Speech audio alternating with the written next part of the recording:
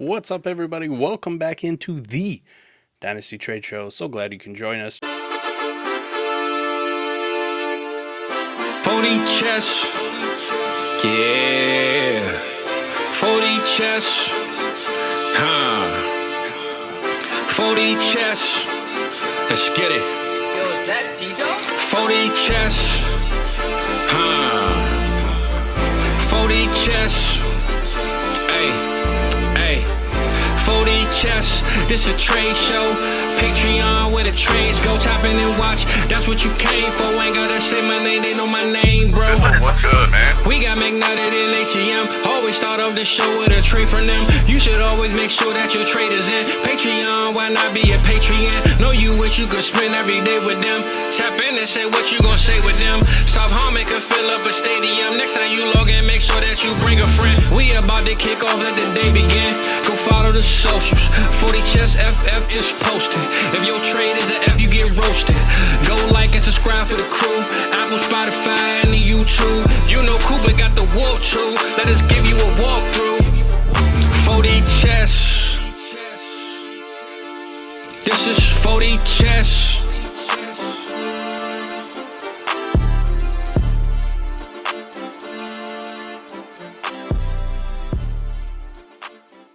Just a reminder, if you want your deals featured, patreon.com/South Harmon. $5 tier gets you access to the trade channel, and you can drop them there. And if you're a new member, Blitz puts extra special care to try to make sure that you get featured on the follow-up show. And we're incredibly excited. We announced it last week, but just a follow-up, sh.it. Yeah, Signed shit, our partnership with Ultimate Autographs. I actually have two things being delivered today, Adam. Let's I'm go. Excited to see what they are, buddy. I won a few things over the weekend, man. You got some signed shit over the weekend, huh? Let's go. Yeah. I love it. So ended up winning a Chad Johnson full-size, authentic, on-the-field helmet. So is this Ocho Cinco. Oh, it's not a jersey. I was going to ask, was it on the back? Does it say Johnson or Ocho Cinco? No, but it's a helmet. We're good. Full-size helmet. Yep. Love it. We'll see how he signed it, whether it was Chad Johnson or he signed it Ocho. I love this. That's pretty Great. cool. That's pretty cool. So you got a full-size helmet. Those are nice. Full-size. Those are real authentic nice. too. You know, full-on pads in there. You can put that thing on and wear it to do some full contact if you wanted. You might have to put a visor on it and rock it one time before we send it off. We'll see if we can get one of them orange ones. Are you keeping it or giving it away? Oh, we're keeping that one. That's why I had to ask. Felt like a Don't keeper, worry. but I got some dope stuff for the giveaway for our celebration of 10K. Thank you, by the way, everybody who hit the sub button and who continues to support this channel. Some dope stuff for that giveaway. And then obviously, man, I got to gear up for our draft stream. We're going to do go. some giveaways too. So Draft? I got I some can't rookie believe- pieces to give away. Mike, I can't believe the draft is literally under a month away from us, man. You know? But, man, you want to win yourself some dope-ass merch, man? Ultimate Autographs. Make sure you use promo code Harmon15 at checkout. Obviously, use the link as well, but Harmon15 will get you 15% off your purchase. And listen, I want a Chad Johnson helmet. I want a Jerome Bettis signed helmet. I want a Drew Bledsoe signed helmet. Jimmy Smith. I used to Denzel love Drew Perryman. Bledsoe. Yeah. And the creme de la creme, not even football related, but Mike Tyson signed a punch-out picture. What? Mike Tyson's punch-out, yep. Really? Final battle when you're facing off with Iron Mike, he signed that picture. So That's that baby's cool. going up on this wall real soon. That definitely is not given away. You think the stuff with him and Paul is staged or real? Probably staged. 'Cause, Unfortunately. Iron Mike could kill that dude. And if it ends up any way other than, him in a body bag. someone dying, then Yeah. Listen, Mike Tyson, what is he, 50, almost 60, whatever you want to call he's it? definitely in his 50s. Yeah. I'm pretty sure Mike Tyson at 80 would still beat the hell out of 99% of America. When he just gives you like literally you're seeing 30 seconds of his workout, you're like, Nope. yeah, I think I'm in the wrong place. Nope. Speaking of that, if you want us to punch your deal out, make sure you're hitting patreon.com/South Harmon. Won't be quite Mike Tyson, but I promise Mike will give you the best we got. Now, speaking of which, Mike, I know you're going to punch this deal out. So, Corey, get ready, get excited. One time you got, probably Mike's going to pick your side. But here's what we got, Mike. This is Fade the Fetal. I made 5 total trades in the last week or so. This is the 4th one. So I'm in this position where I have Dak Prescott, I got Watson, and I got Dimes. Right now, Mike, we'll see. I feel like the Giants are a team that could end up drafting a QB. I'm starting to feel like Danny Dimes is not a very safe quarterback 3 at all. It's a way to feel about it, right? Yep. Yeah, and you know, There's a taking my- reason I spent money with Drew Lock at the auction over the weekend that I did with DB. Attaboy. I love this. And that's also why, Mike, as much as I'm trying to take, I love the Browns, but I'm trying to take my Watson. Honestly, at this point, I don't feel that secure with Watson. So I'm really trying to get myself into a elite quarterback. And I felt like making this trade, by the way. This trade is a 102, I'm getting my 25 second back that Corey already had, and then the 212. And I'm sending away the 106, my 25 first, and the 208. So basically, first to a second full swap, whether that is 101, 112, full swap back. The reason I'm doing this is because it gives me the 102 and the 104. This is not a trade I would typically make, Mike. This was like the league situation and my team. I felt like 102 and 104, those two picks, but even 102 especially. Like if you just say consider that's roughly Caleb Williams or Marvin Harrison Jr., where they're going, I feel like the 102 and the 104 gets me to elite quarterback status if I want to go there. Like right now, I could have gotten the top quarterback in the class or in startups right now between either Mahomes or Allen by sending both. I just don't want to do it right now. So the reason I made this trade is because I'm trying to make sure I lock down a good quarterback alongside Dak Prescott. So this is one of those trades, like typically I'd rather go back from 102 to 106, but if you're going to go get an elite quarterback, the one thing you can argue about quarterbacks in general is if you want to get one in the class, you got to trade up for one typically. And if you want to go get one in startups, you got to trade up for one. So that's why I did this. So what's your thoughts on it? So this is an interesting one from both sides. We've seen a lot of deals with these top picks involved, and sometimes they're just so over the top smash, you know what I mean? Like you got to pay an arm and a leg to go get it, and other times they go a little cheaper. It's an interesting class because it's so deep. Yep. I love the top 7 picks for sure, probably top 8, and if the rumors are true, we might be heading towards the top 9 that are just like boom. It is. And Mike, I'll tell you, to that point, I'm even starting to really feel like the gold lottery tickets are the late first, because if you have, like, let's say, like you'll see in the next trade, I get 2 late first. I feel like you have 2 late first. You might even get people that are trying to trade back and need depth. There's going to be some guys that we don't think that are going to end up falling. I really believe to that 110, 111, 112 range right now, the way things are going. So I follow in the middle of this trade. I think it's good for both of you in the end. Let me put myself in Corey's shoes first here. Schumer's. He's in a nuclear rebuild for the record. Yeah. He is. All right. And you stay within the tier, right? He's at the 106, so you're definitely within that top 7. Yep. The 102 is a very good player, but the 106 I also really like. Could be JJ. Could be freaking Rome. Which could be Rome. Matt Harmon, the gold standard, feels like he's really getting me locked in on Rome, man. You make the bet against the guy too, right? By getting your pick. Like you make the bet. Like everything's got to go right for you. You can't suffer something catastrophic. And now I hold all the cards because I own your 25 first. That part I don't like giving to somebody like Corey, Correct. Correct. But on your end too, if I'm on your side, I feel good about where my pick's going to land in 2025. I need to make a move at the top, especially if I already have the 104. I really want to ensure that no matter really what happens, kind of how the board shakes out, I'm walking away with one of the really, really good quarterbacks here. I'm not left holding the bag. So, whether that, rightfully so, I think you should probably take that at 2, even if Marv is staring you in the face, and then see what happens at 4. That would be my strategy, just to ensure that I don't get boned, right? I take Marv, and then 2 quarterback goes, and now I'm left picking the 3rd quarterback of the class going, damn it. You know what's crazy about it, Mike, is I really feel like, to the point you're making here, the reason I made it is because I feel like with 102 and 104, like I have a very good pulse on being able to read. So I know the person in front of me at 103 is Jordan Huffman, and I know the person at 101 is T-Rock. Now, if you're T-Rock, I'm very interested to see what he does, but I'm super flexible. Right now, he has Hurts and he has Mahomes. Like, I feel like it would be hard in this league, given the scoring, to pass on Caleb Williams. But if he happens to do so, I'm taking Caleb Williams. Like, this is if I make the picks, for the record. Like, I could still move these, obviously, but if I sit there and make the picks, the reason I feel good about it is I'll take Caleb. And then, Mike, at 102, if it is Marv sitting there, with Jordan Huffman's team and the way he values receivers, I feel like I'm going to take Marv because that's what his pick would be. And then at 104, I'm going to probably get my pick still at quarterback. But I tell you right now for a fact, there's 0% chance if Caleb Williams is sitting there at 102, he goes anywhere past 102. He'll be mine. That's 1,000% locked in. Listen, just as the outsider, buddy, I'll try to predict it for you, okay? Do we it. did a 4D pod last week. Give it to me. About quarterbacks and wide receivers. Yeah. We ended up on opposite ends of the spectrum on that one. Right. But then T-Rock, unknowingly, right, drops an article while we're recording it, basically about summing the up a lot of quarterbacks. stuff that I was talking about, favoring quarterbacks, right? Yep. Where, he's looking back at past classes, and the only top 3 rookie pick at wide receiver still hasn't cracked a top 24 wide receiver season yet. Now, it's a guy we still love in Dynasty value. Is still very good on Drake London, but it is what it is, right? If you're just looking at hit rates, it's not very beneficial for the wide receivers, right? It doesn't really help your case or your side if we differ on it a little bit. So if I'm putting all the tea leaves together, and then, oh, by the way, JJ Zacharyson dropping an awesome podcast today talking about rookie quarterback value and the insulation there. We got a lot of things lining up here. I'm feeling like even with Mahomes and Jalen Hurts, T-Rock... Takes Caleb. Listen, he would be off-brand at this point. Like, we'd have to call him a traitor and going against everything he wants. So I'll put the pressure on him, Adam. Mike, we can I just tell you? lock in Caleb for him at 101. Can I tell you the other crazy part is this?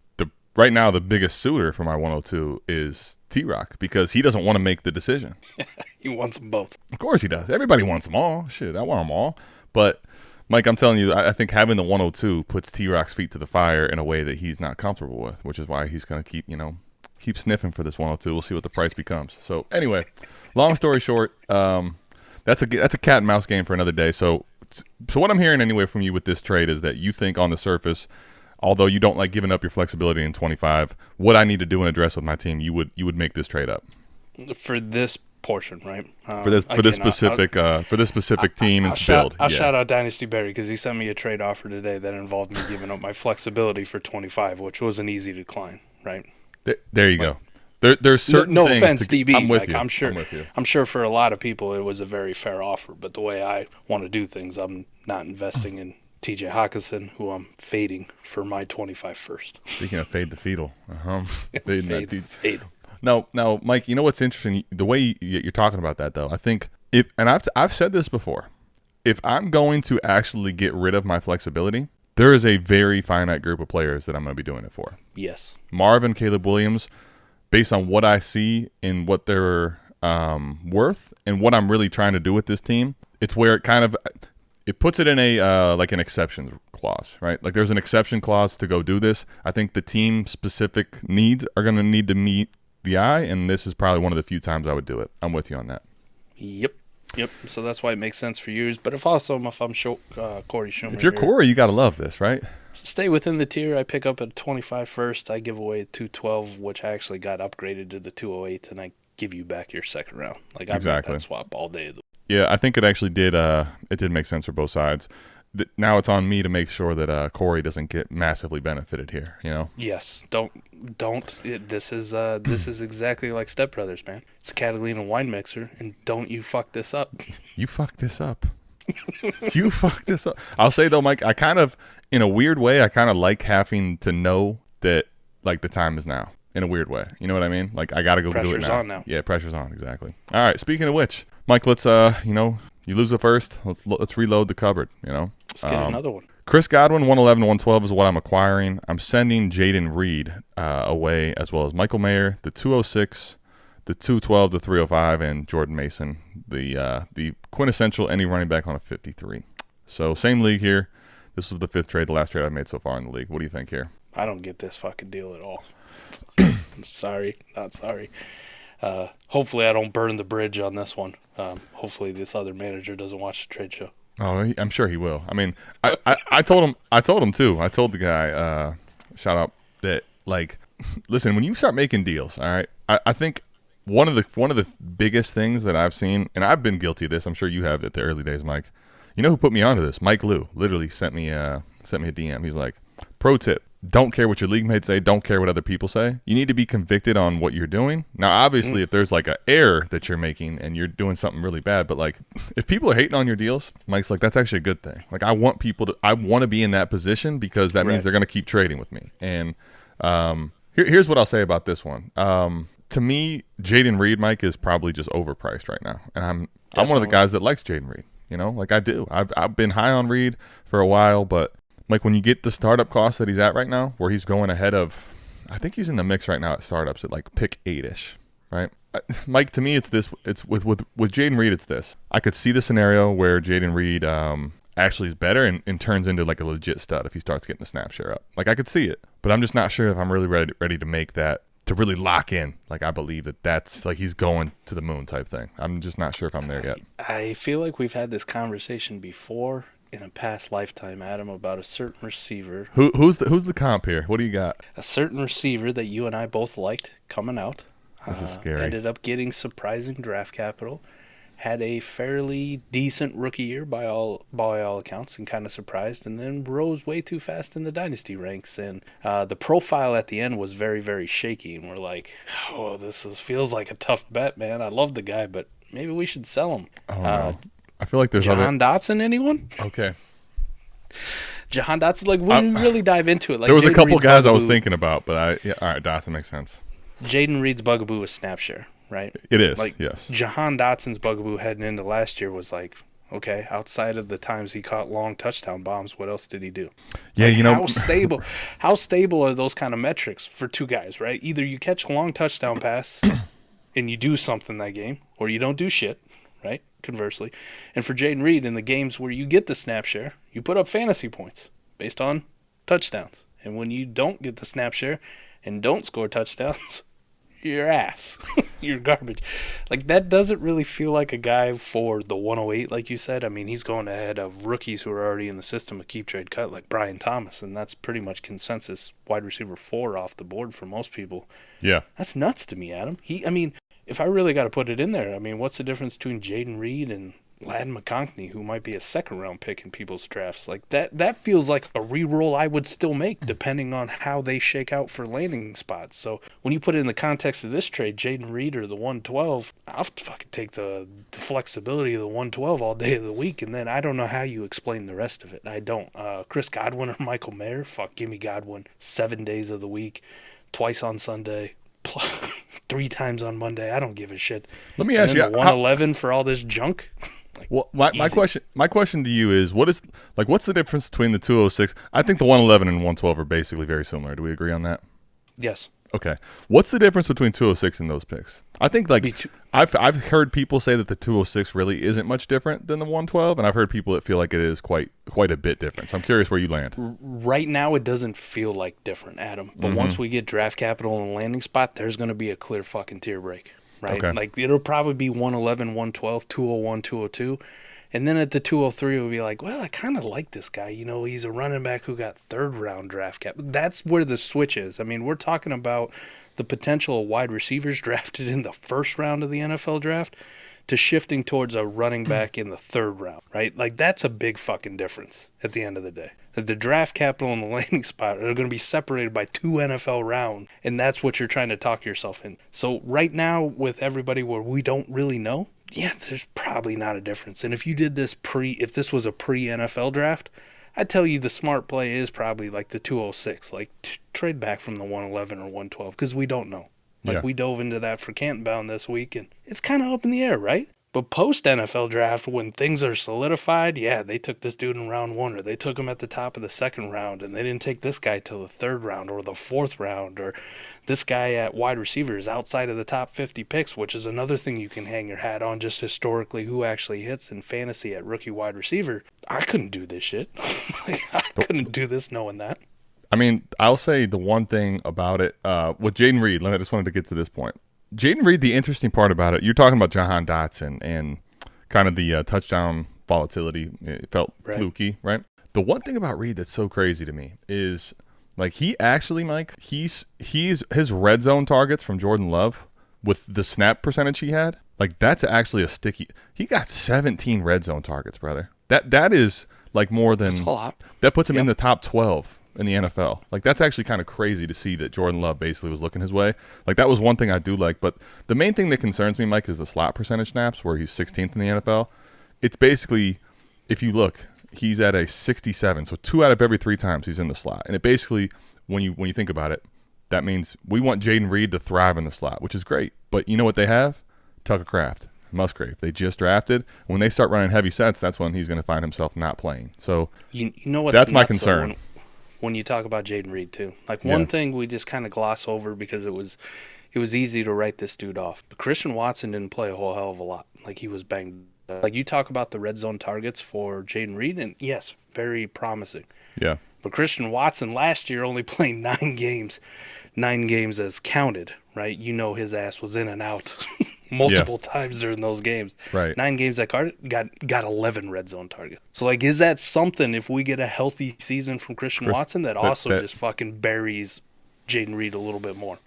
Yeah. I'm not saying I'm the biggest Christian Watson fan, but No, I get you. he really falls into that value standpoint of that fuck around and find out tier. Like, I'm he's with you. cheap enough at this point where I'm like, yeah, I'll fuck around and find out. If he's something, he's something. If he's not, okay, who cares? Yeah. But I think both of them, too, are probably bets on the offense in that if you're thinking that Jordan Love takes a step forward, and if he gave you a whole sample size of the second half of last year in a full season, I don't even know what this offense looked like. the only thing I know for sure, and you touched on it right there, is I don't know where to bet on Jaden Reed. I don't know where to bet on Christian Watson. I don't know where to bet on Tucker Kraft. I don't know where to bet on Luke Musgrave. But a lot of things, right? I don't know whether or not to believe the Dontavian Wicks shit from last year, or the Bo Melton late surge, or now Josh Jacobs signing there in free agency. I don't know who to bet at the skill positions. But one thing I do fucking know is I should be betting on Jordan Love, man. I should be betting on Jordan Love. You want to talk about a plethora of options and a riser. So the only thing that really comes out of this trade is it's a dude that I go, I don't know. But at the end of the day, I look at it and I go, if I'm going to be like, I don't know for a lot of these Packers players, I should be like pretty convicted that the fact that even if one or two of these guys pans out, Jordan Love is looking really fucking good for the future.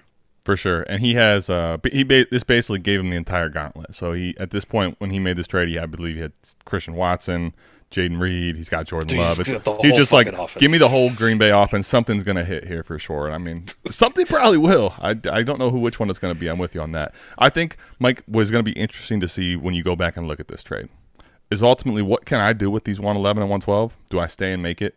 Can I use them as Mike? I think there's a chance that I could maybe mess around with these picks and find somebody that needs depth and trade into a spot in the draft ahead where we probably right now today don't think that's possible. That's the one thing that I'm kind of hoping I can find a way to do. Either way, I think what'll be interesting to see is what I can do with those picks, what I make them, and then ultimately what these dart throws of 206, 212, 305 become. But obviously I make the trade on my side because I feel like what I can do with the 111 and 112 are significantly different than the 206, the 212, and the 305. But if you sat there and made these draft picks, Mike, I'd be interested to see like what the hell that ends up producing in a year, you know? So you got 2 picks at the top, which feel pretty solid, right? Yeah. And I think with this class, especially looking at historically, hit rate would agree with you. Those are good bets to have. But, in this class too, where it's depth, right?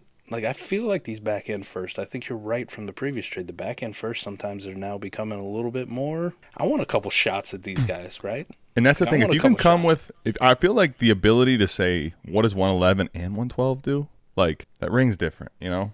I got one shot at 112. I don't know. Feels like a second round pick realistically, right? You throw 112 and 111 into the mix. I'm not saying I would send them both for a 109, but my point is like, if you kind of messed around with somebody and gave them that type of an offer, you get into 109. What do you get? What can you get back? I think the ability to send both of these late first to somebody is going to make them a lot more interested in making a deal. That's one of the big reasons too.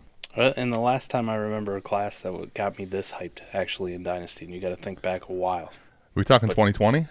You're talking 2020, and okay. How did that work out with the wide receivers too? Like CeeDee Lamb was a very good prospect. Jerry Jeudy, you want to talk about reception perception? Shout out Matt Harmon on there, but Jerry Jeudy scored very well in there too. A lot of green. There's a reason that dude was the number 1 rookie wide receiver coming out for a lot of people. Now it was close. I'll give you the CeeDee Lamb thing. Yep, it was close, 50-50, but at the same time, like I saw plenty of Jerry Jeudy going high. Right, and we did have a turd sneak in there, which we convinced ourselves on through multiple ways, Jalen Reagor. But what happened with a couple of guys that we forgot there towards the back end? How about Justin Jefferson? How about the number 1 overall, huh? And think about the guy who was in the second round, Brandon Ayuk. Turned out okay for you, didn't it? And don't dismiss your boy. No, he's Amon-Ra. Thank you. No, that was 21. Oh, was it 21? Oh, dang. No, it was 20. 20. I thought it was 20. Jesus, Yeah, okay. I thought it was 20. All right. My bad. You had me slipping. Damn. I'm like, wait. Talk about an awesome fucking class, man. Amon-Ra was. I was taking him in the early part of the second round. I remember in those pre-NFL drafts, the few that I was doing at the time. Before he got day 3, yeah. Right, before he got that draft capital, and then he was more mid to back end, and that was a conviction pick. Turned out Ended up alright being on a that one. pretty damn good conviction pick, huh? Oh, all right. Mike, this. let's do a real-life trade again. Jared Goff and Matthew Stafford. Once upon a time, Swap. the Rams paid their Mike, I feel like that was the definition of selling your soul for a title. Yeah. Like it happened. They got the title. It worked. But boy, did they. Now, the crazy part is that because Stafford's there, maybe that's why Puka's succeeding, but they are hitting like all the gems late to Yes. make it so that they're not irrelevant amidst all this. Although I will admit now with Donald retiring, we'll see what happens there. But Mike, the 203 and Matt Stafford or Jared Goff. So do you feel like trying to capture the last, I don't know, you're probably hoping here for another 1 or 2 years of Stafford realistically. The back injuries, his age versus Jared Goff. So when you talk about it, Mike, this 203 is probably in the mix of the 112. It's in that range-ish. Where are you at here? This is easy, whether it was lineup or best ball, but even easier in best ball. These are very similar quarterbacks as far as WAR production is going to be. I was going to say I should have read Certainty. I should have read the league out because I do agree that the best ball definitely makes this where the 2-for-1 is for me. No question. I'd take the 2-for-1 all day of the week. Right? I could honestly see in trading with lineup. tiers. I could honestly see in lineup doing this. It probably wouldn't be my style, frankly. Like I could understand it in lineup being like, man, if Stafford gets hurt, I'm just kind of screwed.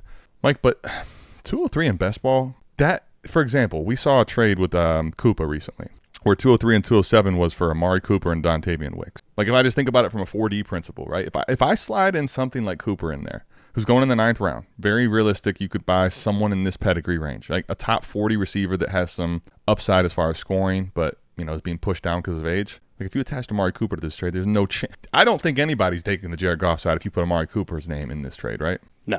And, Like that's kind of the point here.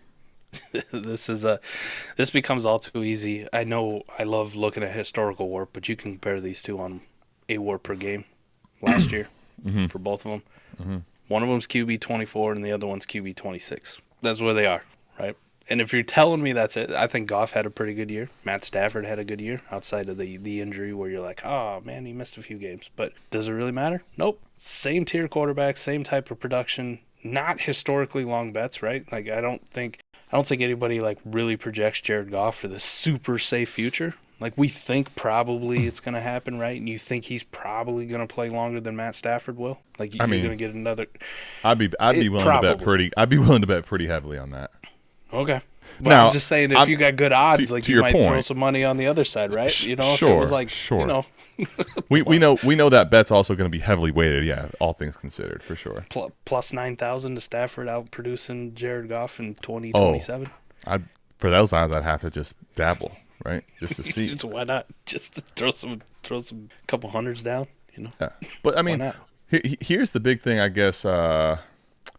Like right now, 6 hours ago, NBC Sports was putting out there that the Lions are really prioritizing making sure that Goff and Amon-Ra get extensions, right? Mike, I think, can I tell you, sometimes with quarterbacks, I feel like landing spot, like especially in the draft, we're going to do this. And for me, I think quarterbacks that go to a good situation versus a bad situation, that can make or break a young rookie's, like, really their start of their career and what their career becomes. Now, as an older quarterback, it's a different story, but at the same time, if you have Jared Goff attached to, let's say, for the next 2 to 3 years, guys like Amon-Ra St. Brown, Sam Laporta, Jahmyr Gibbs, and I'm sure they're not done, adding weapons in any capacity to this offense. Right. Like, I really like his situation.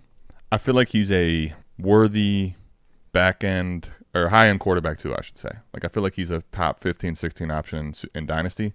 But again, Mike, I feel like in best ball leagues especially, I can't make this 2-for-1 trade. I can't do it. I can't do it. No. I can't do it. Not if they're the same tier in production. Right? Like in best ball, I feel like that's one of the things that you can take advantage of. Like in lineup, I could understand saying, man, if Stafford gets hurt next year, like just the theory, I understand it's not the case today. But in lineup, you're like, man, if Stafford gets hurt today, my quarterback room's in shambles, and this 203 doesn't get me to the table with anybody there, right? I can understand like your logic a little more. If I get to put this 203 into any type of, I can put it in any future trade, and I can get myself someone that's got a realistic chance to make my lineup 17 weeks out of the season, like it's just in best ball, it's totally different for me personally. I could make a case in lineup. I think it's still the Stafford side, but in best ball, there's no way I would take anything but the Stafford side here. Not even close. It's absolutely crazy to look at the AWARP, at least for last year, like the AWARP per game for these guys, because it was a down quarterback year across the board, Right. right? But you think it would help more of the middling guys that we both think like, hey, they had pretty solid years, like they were pretty solid, and you still come in at not even back end QB2s, like 24 and 26. Think about that in AWARP per game. And that's in this league, right? That is in this league. This league, yeah. That's nuts, ain't it, Adam? Like, what happens if we return to like the superstars hammering, like up at the top? How I much feel better like- do you think it gets for Goff and it gets for Stafford over the next year or two? I do feel like, Mike, I'd be curious too.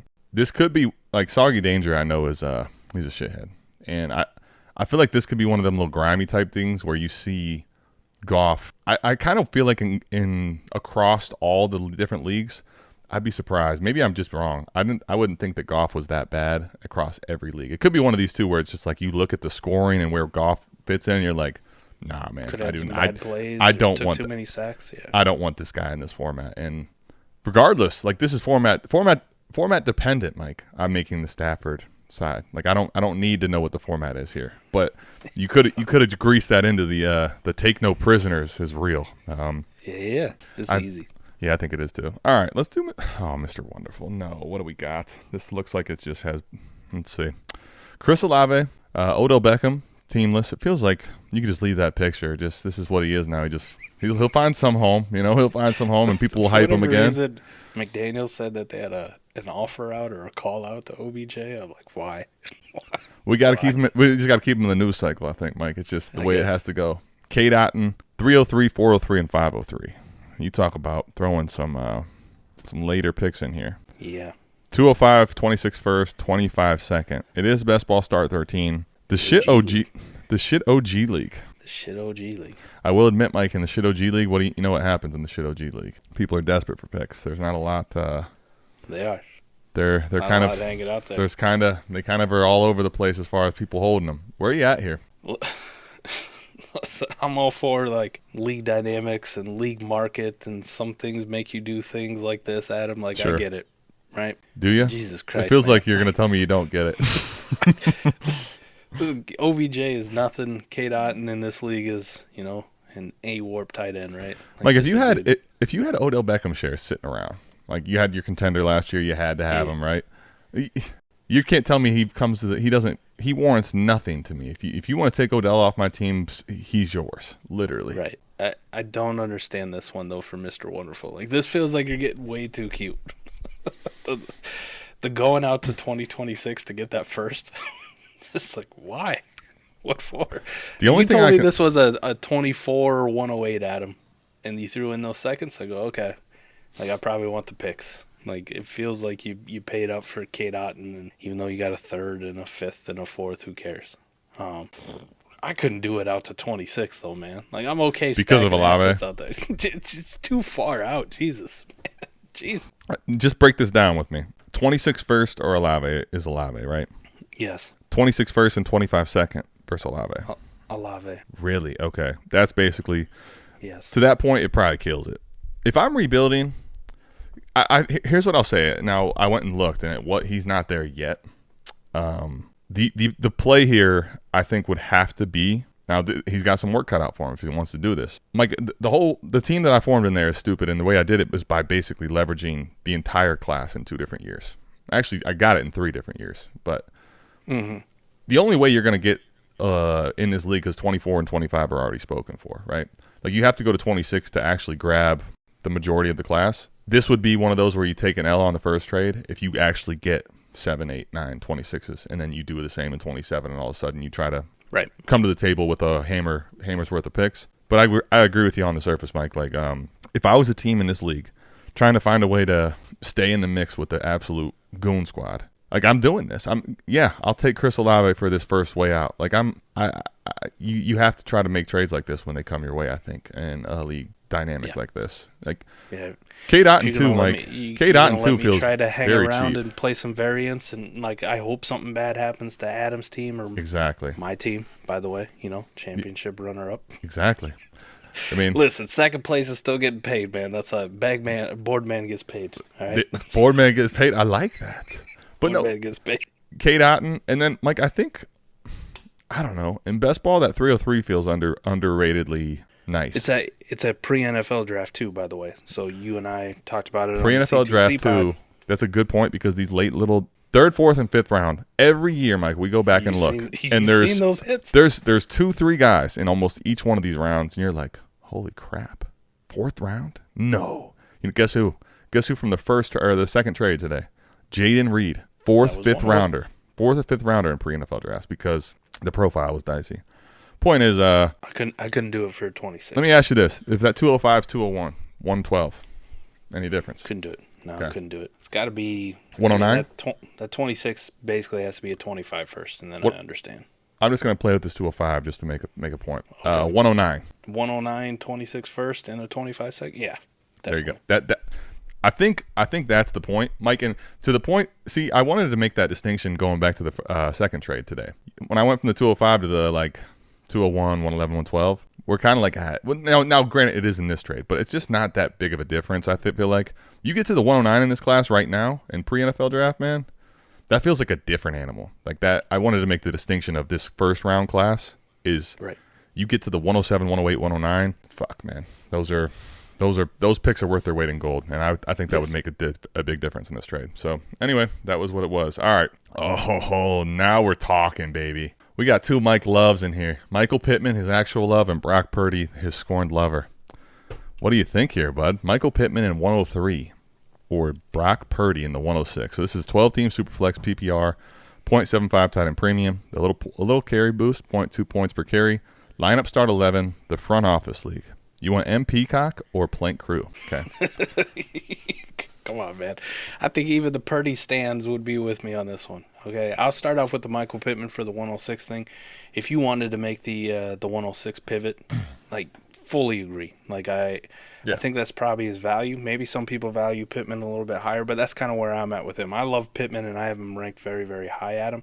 I'm with But you. he still falls into that tier of wide receivers where for this class specifically in Superflex leagues, I go, dude, it's like 50-50. Like, I wish I could get a little bit more, but if this is the best I could do for Michael Pittman, I might take it. All right? I might take it. I'll be honest. It could just be my rookie fevers starting to show. You know, I got maybe a little bit of red nose, or I don't know what's going on, but I got the fever. 106, Mike. I feel like it's because of the three receivers. I feel like are becoming like this. It's becoming more like the same image to me, Right. and then also the fact that there's a real chance that four quarterbacks go in the top 12 picks. Mm-hmm. I'm like, man, I love Pittman. Me and you both love Pittman, but dude, I think I'd be willing to roll the dice there because I feel like I could get back into something similar to Pittman with that pick at later point if I needed to. Right. The Purdy for the 103. I mean, come on. You got to be a real Purdy stan, or you just really hate me to say anything other than the 103. Well, the reason I think it's an interesting discussion, by the way, let me just, before Mike chews my head off here, I agree with the argument and the sentiment, but it's interesting because, Mike, do you know where Brock Purdy in startups is going? Smack dab in the middle of that 3 and 4th pick. Smack dab in the middle of it. 303 right now is pick 3. 307 right now is pick 4, and Brock Purdy comes at the 305. So You know what happens post NFL draft? what? Oh, the picks go higher? Flip them. 4 and maybe 5 go before.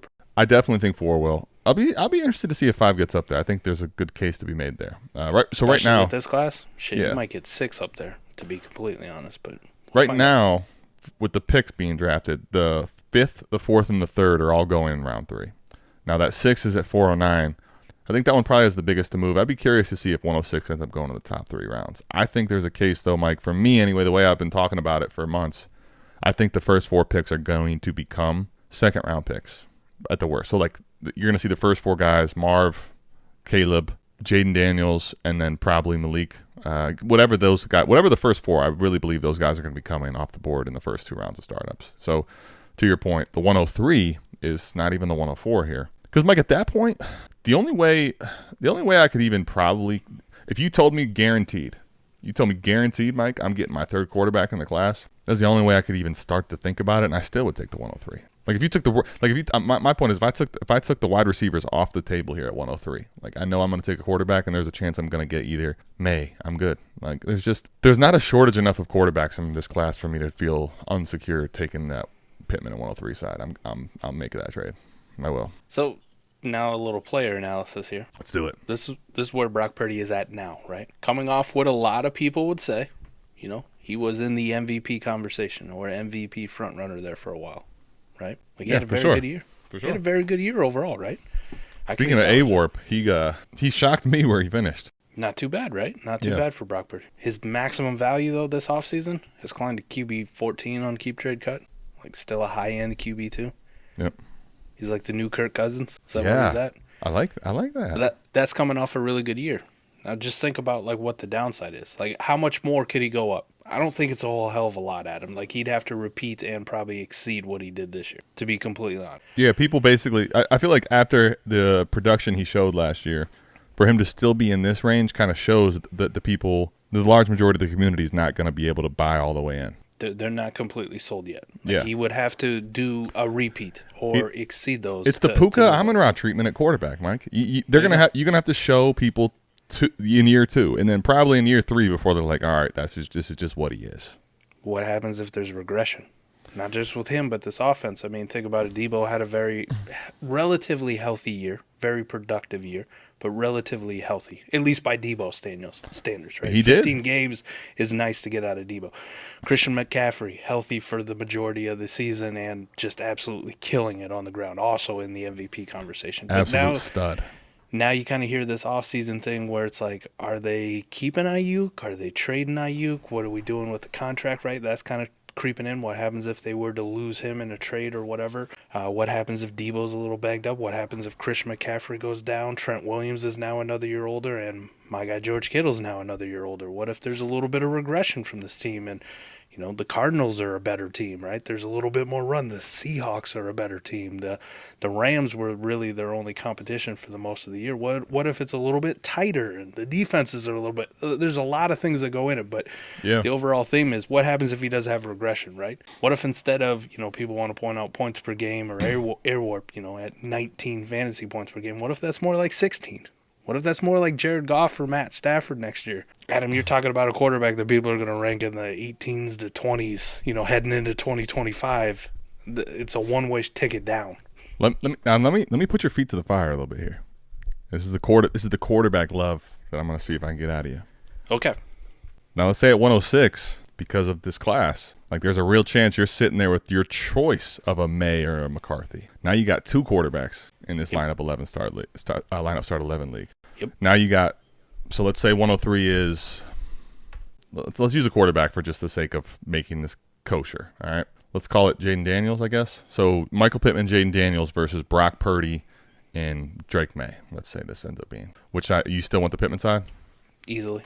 Okay. I think that one would be very interesting just because if there was a chance you got Brock Purdy and you needed the second quarterback, I think I'd probably be entertaining this. Okay. That would be the only way to try to even, I'm just literally right now I'm fishing. Is there a way that I could even consider it? It'd have to be that where I get myself a guaranteed quarterback and I probably still at 106 I'm going to get a first round type quarterback. It's got to be the only way. Because otherwise Pittman's just too valuable. He's a top 12 to 15 wide receiver depending on who you're asking. In that scenario too, here's a final parting shot. The quarterback you take at 106 is more valuable than the quarterback that's in the trade. Could be. And Warp it'd be interesting to see, but that I've been saying, Mike, this for a while. I think J.J. McCarthy with first round draft capital will end up going ahead of Jared Goff, and if that's the case, which right now it all points are signing to that. Because you know why I say that, Mike, is because right now pick 7 is going behind Goff, and I don't think that ends up being the way it goes. J.J. McCarthy right now without draft capital that I know of in my ranks is going ahead of Jared Goff. Let's see where. And Dak Prescott. Sorry, Mike. Do you know where he's going? To the point I made, though, let me tell you how different it is in ADP right now when rookies are being drafted. By the way, 127 drafts, so not some small number. We're getting there. 501 versus 612, Mike. That's almost 2 rounds. Yep. Goff at 501 and McCarthy at 612. Get ready for a flippity floppity, Flippity floppity, man. All right, buddy. I'm with you. Toy. I think the only case would probably be if you told me that you think you're going to get 2 quarterbacks there and you needed that type of a thing. Otherwise, the Pittman side to get the better pick is just kind of crazy. I guess it depends, though. I'd be interested. Let us know in the comments. I'd be curious to see how high people really have gotten on Purdy, Mike. I really would. All right, let's talk 101. This is, Mike, similar to the trade I made with Corey, but for a lot more. You were talking about the difference to go from 106 to 102. This is 106 to 101. Oh, best ball. 106, the 110, and the 206. I feel a little better about my my purchase with Corey Schumer right now. Wow. You should. Corey, I'll be honest. I was ready for Mike to sing your praises. I didn't know Koopa was going to send this in there in the same trade show. Shit. All right. Damn. Mike, this is a total, especially that was a lineup league. This is best ball too. Wow. Yeah, which makes it really tough, right? It lineup does. League, you could probably lineup league. I needed, I know I need to just go consolidate higher, right? In lineup leagues, a lot of times when you get to a certain point, you want to consolidate up. Mike, this is start 14 in best ball. There's like Mike in a start 14 best ball. You're talking about you probably want to have 30 shots at the board. I didn't understand this one. Okay. You know how it is with the leagues that I do and the scoring and everything in there, right? Like we usually favor quarterbacks and we favor running backs. We have our affinities to, get the positions we want to. Just the way the scoring works out, because I'm a big fan of point per carry, and you kind of bring running backs to the forefront. And now I'm pulling up WARP right now. You watch like Koopa based on WARP identify like the leagues where running back scoring was very good and build teams, championship dynasty teams off running backs, which is antithetical to how we want a dynasty, right? Yes. I didn't understand this one from T-Rock when I saw this go through. I was left with a lot of why. Why?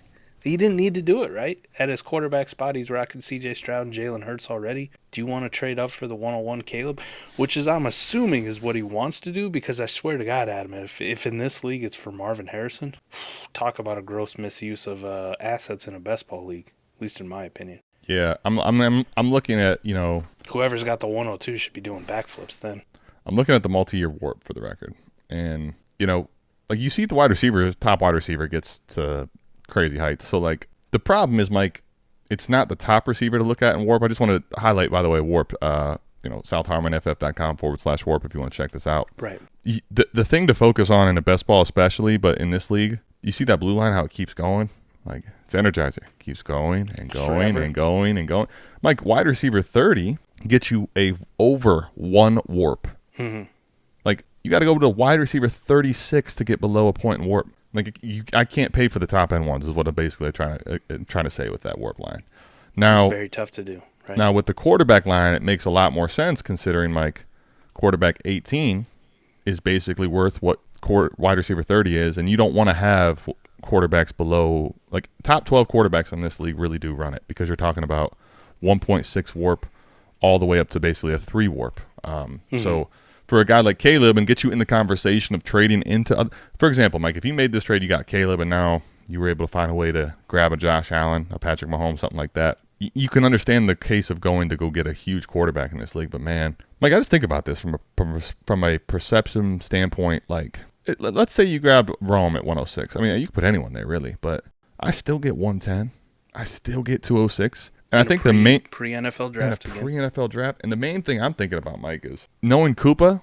Can I tell you why this is so crazy for Koopa? Knowing Koopa and how he's thinking about with the rookie WARP, when you look at that line on this WARP chart, Mike, I bet you there's a part of me that says that he wants to pivot out of all these damn picks, and he gets 3 or 4 legit type players, and he's like, thank you, T-Rock. Appreciate you. Like, it's going to be tough for him because he took over an orphan team in this league with so he's just, all right. Well, then he's not going to be able to do that, but he's going to end up just taking all the picks and just rebuild. Right, but is like one Caleb Williams for him going to do anything for this? If you don't even have a second or a third or a fourth. With that kind of thing, I wasn't looking at the lab. I should have been. That's a good call. But Mike, if you had 101 and you're in a nuke rebuild and you need to in best ball multiply assets, you ain't getting better than this, dude. Because you know the only way you'll look at a package that may appear better than this is one of the first is not 106 guaranteed. Like, someone might send you 225s and a 26, right? But you know what? That isn't one number 106 where that pick itself's worth 2 first. So, yep. Wow. Me and T-Rock were talking recently about liking the class. What I'm finding out, Mike, is that this looks like he likes a few players in particular in the class. Hey, man, it's T-Rock too. We've seen a few times in best ball leagues, auction startups. It's like sometimes you just want to take him by his hand and be like, come with me. All right, we'll teach you. Sometimes he's a slow learner when it comes to these leagues with us. Maybe we frustrate him, or maybe we make him nervous. Well, I can promise we frustrate him. There's definitely a chance we make him nervous. Let me ask you this. I'm trying. He's got no problem writing Dynamite articles, though. They're always fantastic. I'm trying to understand. Like, I'm literally pulling this league up because I have to understand. See what it does. I think what it is, Adam. He pours his heart and soul into those articles because you can feel it while you're reading it, right? For sure. But all his energy, like all his blood flow to the brain, goes into that. And then when it comes time to make dynasty moves, you're like, "What? What happened?" Oh, you know what, Mike? I know. Can I tell you what we're witnessing? Can I tell you what we're witnessing? What are we witnessing? I don't know if you've been looking at the. He you know what? He mentioned this to me now that I think about it. But I didn't understand the trade. I didn't know what the trade was that he's talking about. Do you know why he did this? He now has what we call the high-end quarterback horde. Yeah. C.J. Stroud, Joe Burrow, Jalen Hurts, and Caleb Williams. He's looking to get out of one of those for more than this return. Might be able to do it, too. That's the crazy part is, you know what, Mike? He might. The son of a bitch, it just might work.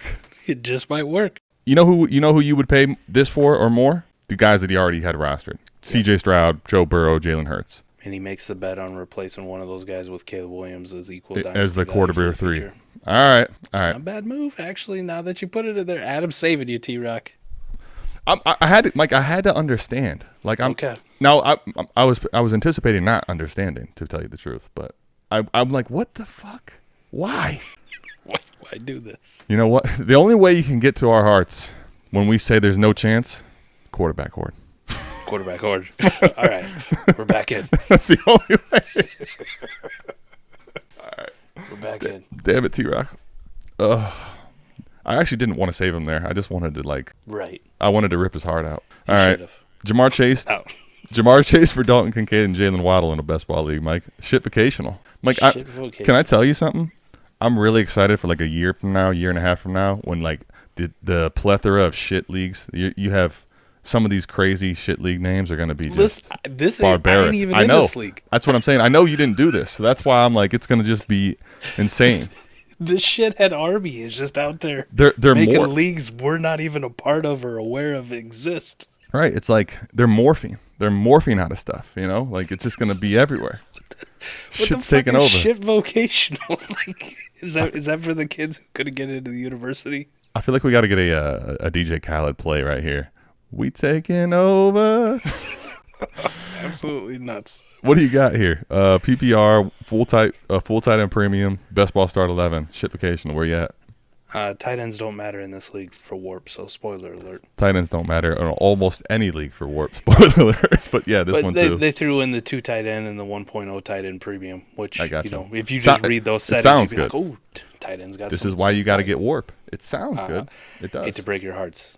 No, they don't. So, unfortunately for GoDaddy, that's not really a piece that it interests me at all. And you went from a tier 1 wide receiver to a tier 3 wide receiver. So even in a best ball league, the 2-for-1 Adam, this is easy. The Chase side. Wow. I'm looking at GoDaddy 69's leagues. I'm like, damn, this is GoDaddy 69. That's low key fire, right? Yeah. He's got Ballers 2.0 best ball, shit vocational, BB Degens, Brown Note, 11 guys, 1 taco, and Prick Urkelano. Prick. Does Nick know that fucking exists? I don't think so, but I now do. I'm wearing a BDGE hat. Looking at the Prick Urkelano. It's so awesome. That's Adam, what you got to do for Nick, man. I love Nick to death too, but you know how you guys are doing your own dynasty trade reviews sometimes, and you're pulling trades.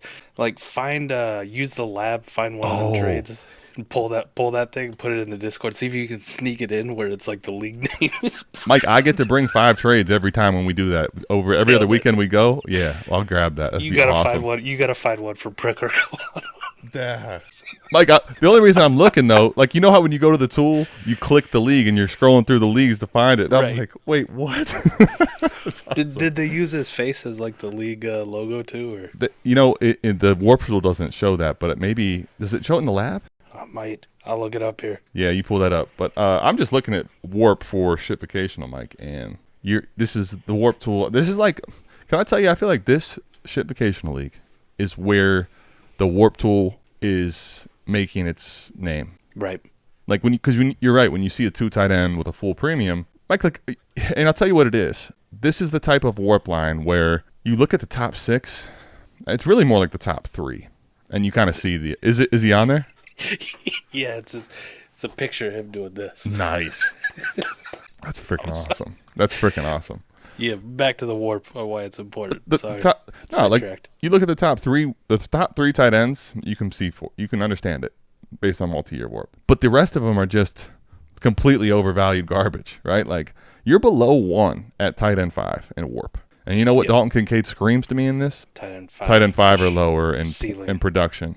Now, I will admit, Mike, he had, I don't think people realize this. I was doing speaking of a prick Ercolano, I was doing a BDG video, and I was looking at targets earned by rookies in their rookie season for tight end. Dalton Kincaid over 90 is like top 10 ever. That was in a season where he didn't play that much. That's like, oh, whoa, that's just intrigued me. But A little Mike, intrigued there, right? Yep. the one thing here though is that if I'm taking the Kincaid side, Mike, I'm drinking bleach. So Really, though, like for that tight end to pay off in warp-wise, like the Kincaid thing, he's got to hit Travis Kelce-esque numbers to even come close to outdoing what wide receiver 1 or 2 would do. And that's where, to me, Mike, the only play is if you know the market now, you can flip Kincaid for another top 12 receiver. If you could do something like that, in theory, now it's like, okay, if I get Waddle and I get Pittman, realistically, like Chase still is worth more than them in the market, but you get 2 shots at the dartboard. Like that, the only way I could see something like this even making any sense is if you can do that. Otherwise, I just want Jamar Chase. One of the crazy things about Jamar Chase, and we kind of come full circle on this guy, I think, for you and I, even in best ball leagues, Adam, is just looking at it, right? You kind of, we're in the T. Higgins range right now where we don't really know what's going to happen with him, whether he's going to get dealt, before the draft, after the draft, during the draft, Right. Whether he's going to play out and maybe get a contract extension in Cincinnati, which I think is also good for him and good for the Bengals. But just hypothetically, we've seen Jamar Chase keep this dynasty value, be a league winner his rookie year, right? Mm-hmm. Everybody's going to remember that playoff game, fantasy playoff game. I will. Just, Broke my heart. yeah. And we've seen him so far. I mean, he's got fantasy points per game, just standard scoring of 18 points per game, 20 points per game. This past year, 16 point. Well, like wide receiver 1 almost every single, not overall, but 5, 4, and 11. Yeah. And he's doing this on 130, 140 targets per year. Now, I think T. Higgins is a very good wide receiver in his own right, but hypothetically, if T were to get traded at him and we see a CeeDee Lamb-esque target share for Jamar Chase, a guy who was at 140 targets, and you're going to tell me he's going to approach 190 like CeeDee Lamb's getting? Yeah. I know. What the fuck is going to I mean, he can already score 20 points per game on 140 targets. What do you think he does at 190? No, for sure. Yeah, I mean, That's like breaking fantasy bullshit right there. That's like old school, 2018 Michael Thomas, like catch record type shit. can I tell you too? You know what's scary about that, Mike? You argued What's up? for the high-end assets at receiver, Yeah, their retention. I did on some of them, but I can make the same argument for quarterbacks. Don't try to act like you didn't say the words. I'd Don't let try you to do say this it. shit to me. No, that's the case though, Mike. Is because Jamar Chase, it's like if people just believe, if people are willing to believe it. We saw it. To your point, we saw him win a league. That was his rookie season. In the last 2 years, it's like he hasn't been the same stratosphere as far as warp goes. But now, if this happens in year 4, people ain't gonna ever leave these receivers, dog. The ones that they think are that high. Now, there's not that many. There's not many receivers that are that breadth of talent. But No. and actually, Mike, because I've been thinking about it from the lens of I think I definitely have thought plenty of Chase finally getting this crazy target ceiling. You're like, oh shit, he takes off. I actually hadn't thought about, oh shit, this is year 4 where it's like the dude goes nuclear and he gets to the. What I mean, if he let's just theoretically say he had 180 targets this season, he could probably have the best receiver. He could probably have the best season a receivers had with a healthy Joe Burrow over the last 5 seasons and that type of a thing. Yes. That's you know what, Mike, I'm really I don't mind drinking bleach today. I'll take the Jamar Chase side here pretty easy. You convinced me I didn't even need to be convinced, but this is crazy for Jalen Waddle. Yeah. Jalen Waddle doesn't have anywhere near the type of ceiling of that. No, thank you. A little bit overvalued still. Nice player, but overvalued. I wouldn't mind in best ball, Mike, getting him as a second receiver if I had another pretty solid one if I'm tearing down from Chase, but not for Kincaid. Not for Kincaid, no. Okay, Mike. Wow. Ooh, a lot of pieces here. Walker's hurt. I'm just looking at this like thinking, where's the other stuff? But we'll get to that. 12-team Superflex PPR. 0.05 tight end premium, best ball start 11. All flex, super flex, tight end premium, best ball. I got to make sure I got GoDaddy noted because I got to get Prick Ercolano back. I got to bring that up at some point. All right. Let's pull up Warp here. By the way, what do you think of this trade, Mike? So it's 109, 409, the 25 second, and the 25 fourth for Barkley, Mixon, Musgrave, and Michael Wilson. Barkley over the 109 for me, but that's bad process for most people. So 109 is where it's I tough. hate to cap before you It's jump tough. down my fucking throat. Okay? Before you jump I'm down not my jumping down throat, your throat. I would tell you the right process play is probably taking the 109 over Barkley. I just said it's tough because I think I it's just right at the mean line that makes sense. I just mean the YouTube commenters because Oh. they pointed out on a show a while, maybe 2 weeks ago, Adam, or that listen, I don't know how you could say this, and I said I told you guys it was bad process before I fucking said it. Okay, I caveated that I would do it because I'm a Barkley stan, like I'm elated. I will say the 109 over it.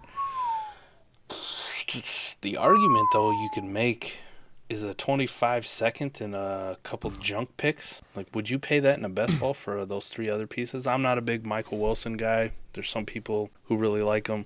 I'm not a big Luke Musgrave guy. I have major concerns about Joe Mixon as far as production goes for this season, but even though they paid him and right now it's looking good for him, I guess. Would you pay basically a 25 second for all three of those pieces? Yeah, I'm looking, Mike. I'd say I might. Can I tell you? Go to the. I'm looking at single year data actually. I meant to look at multi-year data, but Right. if you just look at last year's data though, look at CMC Pretty good. breaking the league. You give Like- me some Saquon propaganda. Yeah, I'm trying to just say the high end running backs in this league could be worth it from a WARP perspective. I'm pulling up the multi-year data. You know what, Mike? I stand by that. Look at the running back line here. You know when I almost never see a running back line trail receivers this closely without like juiced ass scoring. Matter of fact, I think I'm in this. I think we just did a dispersal. Dude, that's actually kind of crazy. I don't think I've ever thought midway through, you know what? I think I'm in this. Listen, I joined and took over some orphans. No, and, it's just dispersals and You're in. their best ball. What's your Motherfucker, number? I am in this league. What's your number of leagues at this point now? I don't know, 40 something, 41, 42. The answer I don't know is as fitting as you could be because it might it just shows that you're in a amount of leagues where you could forget one for 10 seconds, but you brought it back. That's I forget a couple every now and then. no, but this is Mike. I look at the warp on. So just look at this warp with me for a second. One, Right. None of them, almost none of these players creep into this. I always look at the upper left quadrant. I call that the God tier. There's 3 players in there, 5 really, but and you realize where that line is 1.5 warp, so it's not really all that crazily high, and that's because it's a best ball league. So if I was gonna pay this 109, think about the 109 now, it's probably not gonna have any chance to get to that level unless you hit a Jamar Chase, a Right. Justin Jefferson type thing. Saquon Barkley if he's a top 6 running back next year is over 1 warp which in this league is very few amount of players. I would pay this in this league format. Also in best ball, I'm happy in best ball to have more tie-in running backs than normal. Typically, I don't like to do it in March. I don't like to roster construct it out right now. But I'm more comfortable in best ball leagues having 4 pretty damn good running backs. You know what I mean? Let me ask you because think I am in this league. Mixon kind of is Mixon might be what hinges this though. To your point, if Mixon's solid, I think you end up winning this deal pretty easily if you're Walker Hurricanes. I think if Mixon totally flames out, then I could make the Ryan D 25 case a lot more. Well, I am in this league, and Ryan was in the dispersal draft with me. Okay. There was 3 teams in this dispersal draft, and all 3 teams apparently that were in it were fucking terrible the year before in this league. They were god-awful. You had 3 teams Disgusting. picking from shit? Yeah, it was Okay. disgusting, all right? Luckily, I landed the first overall pick in the dispersal, Adam. So There you go. That helps. I got Jalen Hurts, right? It's a good start. But conversely, Ryan's picking at the 3rd pick. His first pick's Christian McCaffrey. Second pick is the 105, and then on the return back in the 3rd round of the dispersal draft is Saquon Barkley. Saquon. But let's just say the shit really ran out after that, man. I'm talking 4th, 5th round. I'm picking Stafford and Hollywood Brown and Calvin Ridley. That's the kind of picks. So- the 205. So let's just say all 3 teams came out of the dispersal much better than, if you took over a terrible dog shit orphan, but all 3 teams came out of it going, fuck, man, my team is ass. Like, So what no you're- depth in best ball. You got a few players. So if you're Ryan and you just came out of the dispersal, do you really want to hold on to Saquon Barkley, Joe Mixon, Luke Musgrave, Michael you're Wilson, saying or is- do you just go, fuck it, let me get some picks and see if I can hit some home runs? What you're saying is Walker Hurricane saw the storm, saw the hurricane, and he came in and cleaned up. It was like, I got this, boys. Yeah. We're going to pounce. I'm lying, and you're a wounded gazelle. Like, I think like if I'm right now in a best Ryan ball at league, the end of the day, because I would have fucking sent this shit away for, yeah. like, give me the dart throw picks. I probably would have asked, you got a third or something you can sneak me? Like, fucking give me some fabs. So, like, post-rookie draft, maybe there's a, this guy went undrafted or something along those lines. I can take more shots at that, whatever. You know what? case may The be. leverage in this trade ultimately won out, and that's where all flex, the league name, is fitting, buddy. Walker's Hurricane flexed. He knew he had him. I think though, Mike, the biggest thing here, pivoting out from Barkley in a dog shit team like this for the 109, Yeah. it's a win. And while you didn't get second back from Mixon or Musgrave, one of those two you got a light return from. Like I could say if you got a second for Musgrave and a second for Mixon, or a second for Mixon and a third for Musgrave, you're fine. You didn't get the full return back from Musgrave or for Mixon, but Mike, I think overall you still just have no choice but to make this trade if this was the best you got. You know, You gotta get desperate. You gotta get down in there.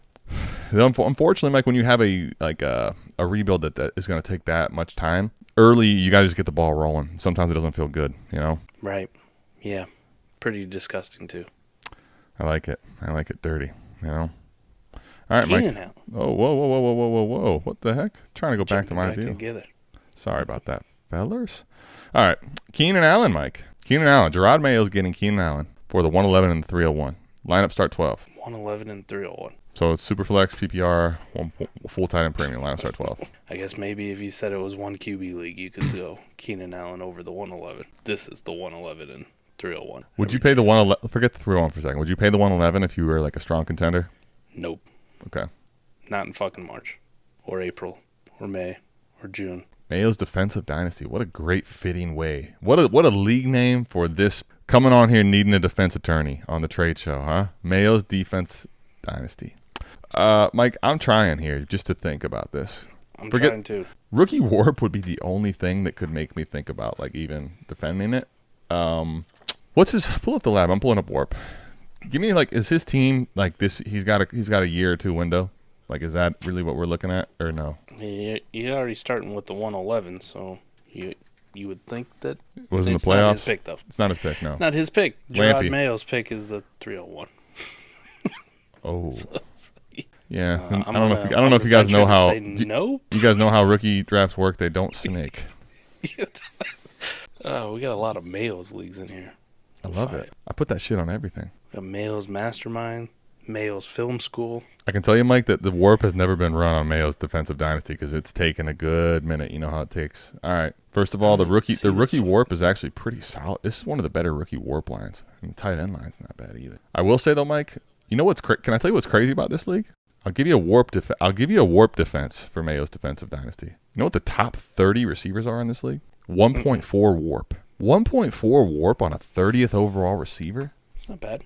That's actually that's crazy. Right. That's really high. Maybe I'll have better luck if I look on the lab through the other guy's name because I can't find it. I love this. All right. I'm trying to see where Keenan Allen finished last year. He had to be ridiculous in a Warp per game. No? Number 4, Imagine he was Mike, probably good.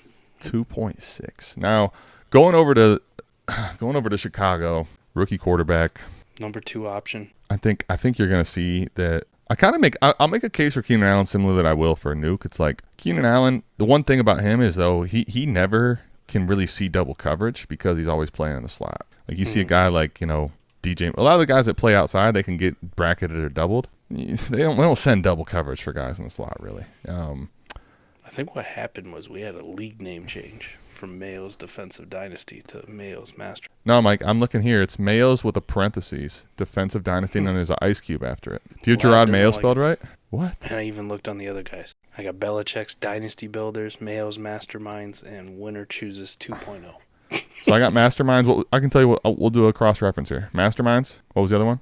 Dynasty Builders? Yep, and Winner Chooses 2.0. Winner Chooses 2.0 could be the one. Do you have a Winner's Chooses and a Winner's Chooses 2.0? 2.0 might be it. Might be 2.0 because that's the only league that other guys. And he's got Keenan Allen now on this team. And There it is. 101 We and found her. 307. I will find you. All right, so his right now, Adam, his room, his team, according to the lab, All right. Bryce Young, QB1, Superflex quarterback, and the 101, obviously. No quarterback 3. Running backs, Zamir White, Kendre Miller, Zeke, I guess. Wide receivers, Pittman, JSN, Keenan Allen, Hollywood. More to my point, you can do whatever gymnastics you want. There's no fucking way I'm buying Keenan Allen in March for the 111 and 301. Yeah, I mean, I'll say, like, here's what I'll say. The 111 for Keenan Allen at this time of year is just not, especially after a team change, it doesn't seem necessary. Like, I understand the process of letting go of a late first to get into Keenan Allen on a small window bet. I get that. Time-wise, definitely I don't understand it. What I would definitely say, Mike, given that the draft's under a month away, let's say it was roughly a month away when you made the trade, like, even if you wanted to go against process, like, there's no chance in the fucking world I'm giving you 301 too. No. Like if I was going to, I can tell you there's probably some situations, Mike. It wouldn't be the one that you just mentioned, but there's been some situations when I want to get off of picks when I have too many, that I might, in a rare situation, be like, all right, this is probably not the best idea in a vacuum, but given the dynamics of the league, I don't want to make too many first round picks. If I was going to do this there's no chance I give you this extra 301. But that could just be me nitpicking. I already think I'd rather have the 111 in a vacuum. I don't know, Mike. In a lineup start 12 league too, given what the team you mentioned, like I'm not willing to bet that this team's ready to go. No, that's the main point. Like if you told me that this right now is a team that's ready to go and you want to go against process right now, even with the draft around the corner, you think you can lock up Keenan now, and once the season comes around, you won't be able to get him for a first type player. But that team to me is not worth making this bet right now. Is I think probably the biggest of points for me personally. I mean, would you pay the 111 for Chris Godwin? No, and Mike, I'll tell you this much. That's a great point that you just mentioned. Some people might say that Chris Godwin, Deontay's another good name. Those guys have more like years to capture in theory. Mm-hmm. I'd rather send the 111 for Keenan Allen than those guys, because I think that Godwin or Deontay's only path to what Keenan Allen can do in warp is like, well, Godwin would need a Mike Evans injury probably. Cooper Kupp. Would you pay the 111 for Cooper Kupp? You know what, Mike? Last year, I paid late first for Cooper Kupp, and look what happened to me. Would you pay that for Amari Cooper? Amari Cooper's probably in the same vein as Keenan Allen. I would. I'll be honest. I'd much rather send a second right now. But like to the same point, like I'll send a 202 for Amari Cooper right now. So 111ish, right? Like yeah, I got 5 guys I think are being slept on in dynasty. This came out yesterday, so you can know Amari Cooper was number 2 on the list. I think he definitely is. Would you do that on a rebuilder? Of course not. Of course not. Okay. This is by lab standards, by just my eyes, right? But by the lab, it's the worst team in the league, and there's a reason you have the 1. You were the worst team in the league the year before. You're still the worst team in the league. Buying vets in March. Gerard, I need you to blink twice if you're okay. What happened here? I'm being honest, man. And listen, I love the guy. He's in our Discord. He taps into our chats, but I gotta bury you when you need buried. Okay. Blink twice. Blink twice if you're okay. Can you hear us? Who took your phone? Your dog shits in your living room. You don't try to sugarcoat it. That's okay. You start smearing it in. You start smearing it into the carpet. You don't clean it. You smear it in. That's what this feels like. I'm gonna rub your nose in it. Bad. Don't do that again. All right, I'm looking right now, Mike. If I'm Lampy Ascendant, who's the number 1 team in the league, who picks. I'm just making sure. I want to make sure that this name change didn't change anything. Oh, interesting. 112, not 111. Mike, well, I wonder if we had the right league. Well, I could tell you if I go look at Mayo's Masterminds. Okay. And he also has Keenan Allen on that team. He also holds the 101, and his team is also the worst in the league in rebuilding. So, is Lampy in this league too? No. No. You know what, Mike? Here, this is where the lab is awesome. So if you go to sign him in, actually, you know what? You can do this with Gerard Mayo. You guys may get this cut out. You may not. Right now, we're short a video editor. You may have to just listen to this. Sorry if you do. Right, it's good stuff. It's riveting. Just go look at all his Keenan Allen shares. So go to League Mates, Mike, and you can pull it up. This is one of the best parts about the lab. You go to Lampy, which it looks like he's going to have. You want You want Matt Vaughn. Matt Vaughn, yeah. Matt Vaughn. Where is? Oh, I was looking at the pick. You're right. Matt Vaughn and him are in 3 leagues. Okay, so there you go. You click that, Matt Vaughn, and you got Mayo's Mastermind. Winners chooses 2.0 and Mayor's Mastermind. So Belichick's Dynasty Rebuilders. Watch him have the 101 in all of them. He does. This is absolutely maddening. He has Keenan Allen in the 101 in Belichick's Dynasty. Mayo's Masterminds. He has Keenan Allen in the 101. And he's got Keenan Allen and Winners chooses 2.0 and the 101. All right, so we got to do process of elimination. Let's take a look at Matty Vaughn's team, and let's see where he has the 301 and the 111. 111 and 301, so it's winner chooses 2.0. Which is the one I was looking looking at. You were looking at it correctly. Yeah. I had it confused because of Lampy, Mike. I'm sorry. I kind of derailed things there. You're good, man. Don't worry about it. But I just wanted to make sure we were on the right league because I'm like, wait a minute, hold on. Like, all right. But by the way, can I tell you what that means to me? Mike. Yeah, you might have a Keenan Allen problem. We might need an addiction hotline, buddy. So he just named himself Gerard Mayo to throw off the scent. It's actually Keenan Allen himself. Dude, hold on a second here. I gotta see this. I'm going to player shares. I'm sorry, Gerard. Like at this point, It's like 12. you've derailed the show. Is it 12? Did you pull it up? Yes, Damn. something like that. Keenan Allen's one of 12 shares. 75%. In 16 leagues. In 16 leagues. You got a fucking Keenan Allen problem, man. Yeah, you do. I can understand why you got a lot of 101s. Listen, he was good last year, but let's look at it. Keenan Allen in Mike, hold on. Mike, hold on. When you, I'm putting this on the screen. This is happening. I clicked on it. He's fucking last place. Dude, y'all got to see this. I can't be the only one that sees this. I won't allow this. All right. I'm gonna fucking cry. I'm trying. I need y'all to see this. I need y'all to see what I'm seeing here, okay? So this is where we pull up Keenan Allen. He's 75% owned, okay? He's got 12 leagues. Gerard probably hates us. He's canceling the membership. I'm sorry, dude. I'm doing I'm this. sorry, Gerard. I'm really Keenan Allen does not fit the team build of Scott Fishbowl Rejects 3. Stanish still lives with his mom. Oh, my gosh. Dynasty Degenerates, like 11. Literally, these are all the worst or the second worst as far as Dynasty total value. All right. You got a Keenan Allen problem. You may not get back what you just got in that trade, but I got 12 leagues where Keenan Allen has to go. Stop doing the Keenan Allen thing. Like maybe is he determined to just get Keenan Allen in it? Is this a pet project? Like I got to get every share of Keenan Allen. Let's see if we can get them all. Yeah, I mean I did that once. The Infinity Stones. I made some bad deals to get all the first. You know, like it happens sometimes. Wow. Like I don't think I've ever seen anyone get to 75% rostership without either being really small leagues or being as bullish as I was on Cam Akers. And let me just tell you, as a guy that did that, I really regret having that much rostership with Cam Akers. It burned my soul. No, thank you. That's it. That was fun though.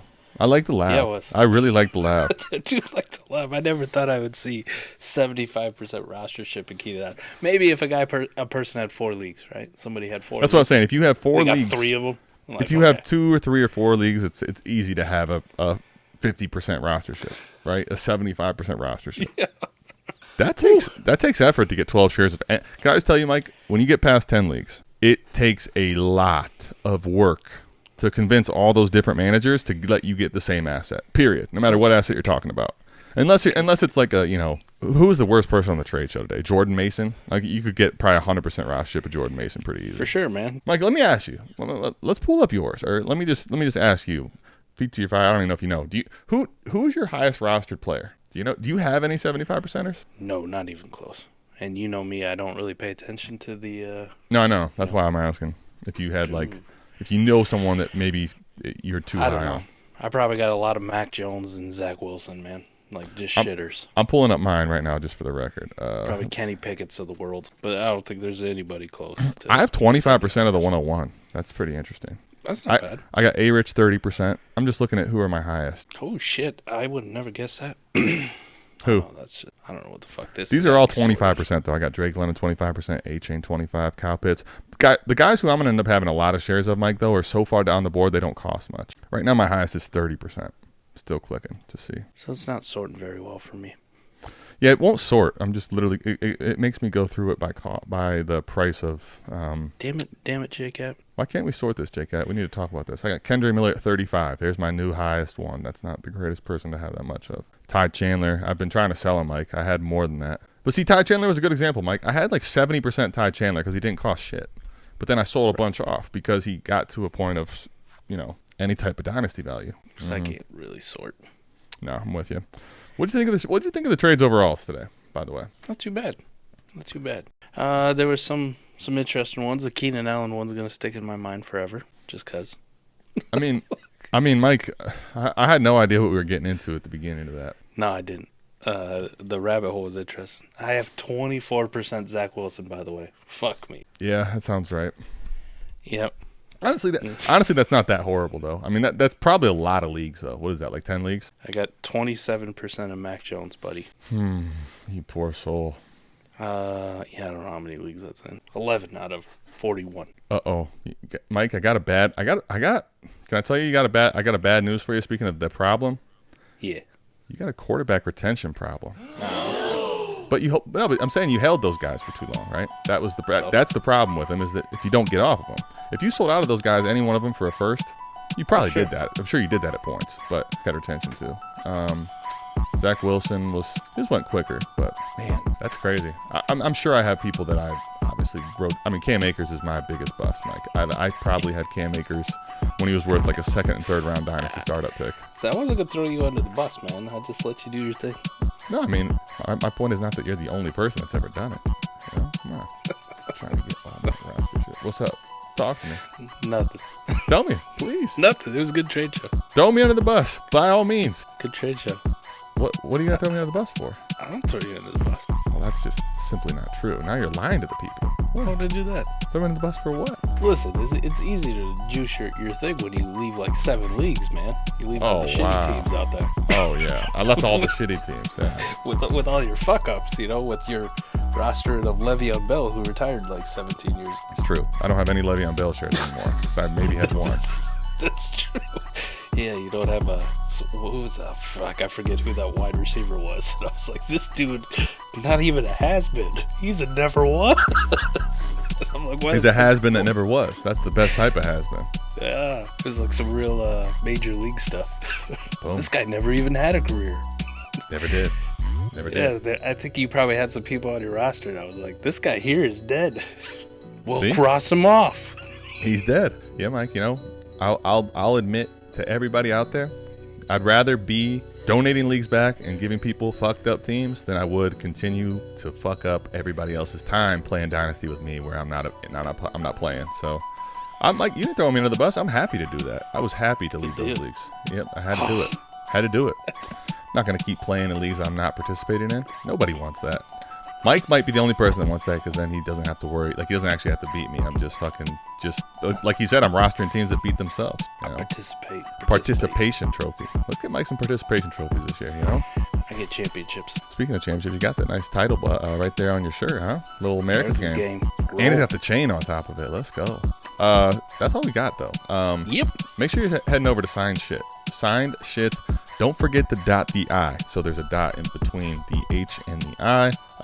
Some cool stuff over there, Mike. I'm gonna this weekend when I get out of town and I'm not working this entire time, I'm gonna probably dabble, see what the website looks like, a little more, and try to get into. I might try some of these. In particular, they do a lot of these box breaks, and might try my hand, see how that goes. Maybe I have better luck in here than Dynasty leagues. Only won one last week. Maybe I only won one last year, so maybe I have better luck here. If you do want your deal featured on the show, you want us to go through your entire Dynasty portfolio and put all your 12th place ranked teams with Keenan Allen on, make sure you hit up patreon.com/South Harmon. $5 a month. That tier gets you access to the Discord, gets you access to the completed trade show channel, and I think that's all I got. Anything you got? That's all I got too, man. All right. We'll see you back here. Same time, same place. Next Saturday morning, we're out of this thing. Peace. Peace.